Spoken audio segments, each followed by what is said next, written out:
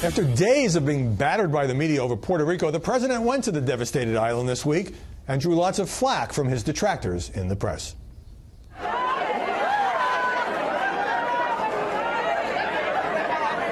You've thrown our budget a little out of whack because we've spent a lot of money on Puerto Rico, and that's fine. We've saved a lot of lives. I think it was a great visit. The joke, I think he gives the enemies a little bit of ammunition. It was bizarre behavior.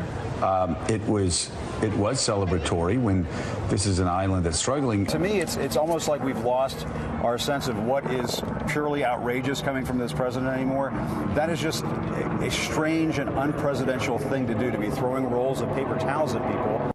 Strange and unpresidential. And Molly Hemingway, one might say the president had a few awkward moments in Puerto Rico, but much of the media hammered him as if he's just an utterly insensitive human being. Actually, it's almost seemed like an alternate reality that many people in the media were living in. You know, you watch the actual crowds. Everyone seems eager to see him. They're laughing at his jokes, which, you know, most people understand how Donald Trump jokes. You get back to seeing how people in the newsrooms are, and they act uniformly hostile, like it was this horrible visit. And it was very weird. You know, as Matthew Continetti said, who do you believe? The people who thought Hillary Clinton had it in the bag, or your own lying eyes? I mean, that was a How long are we going to keep using that one? Well, there was already a media narrative, and this is fair to debate, whether the administration was slow to mobilize the military on Puerto Rico, slow to make it a major issue, but it almost seemed like the press was primed to write negative stories on that visit. Well, I don't think it's biased to say that President Trump has a different style than his predecessors, and I think actually his supporters like him for that. That's not what we heard. Right, so Strange and unpresidential and terrible. I'm not agreeing with everything that you just showed. Sure. But one of the jobs of the media is to fact check what people in any administration say, and I think what some of them were trying to get at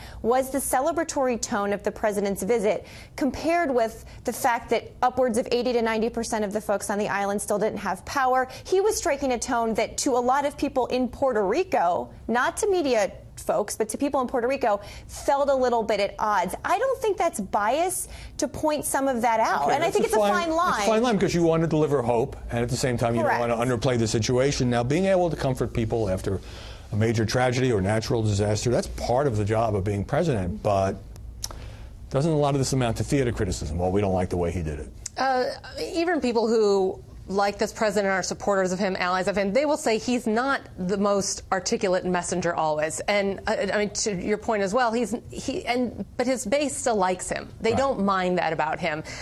He hasn't been a professional politician who was accustomed to working crowds and giving speeches in this kind of situation. He's going to do it his way. He has his own style. He has not changed from the campaign that style. He is staying true to who he is.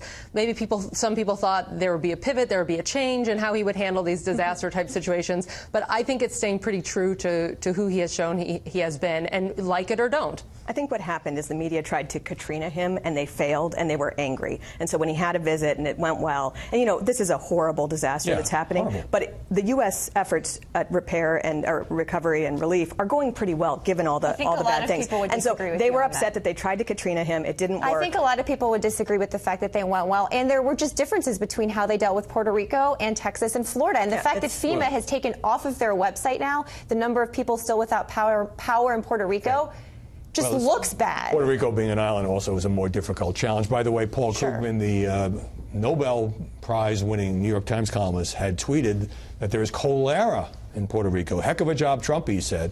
He later said, I got sloppy. I saw I saw a tweet about cholera from someone I take seriously. I tweeted it out. It was wrong, and I admitted the error. All right, Shannon Pennypiece, Molly Hemingway, Mary Harf, thanks very much for mixing it up today.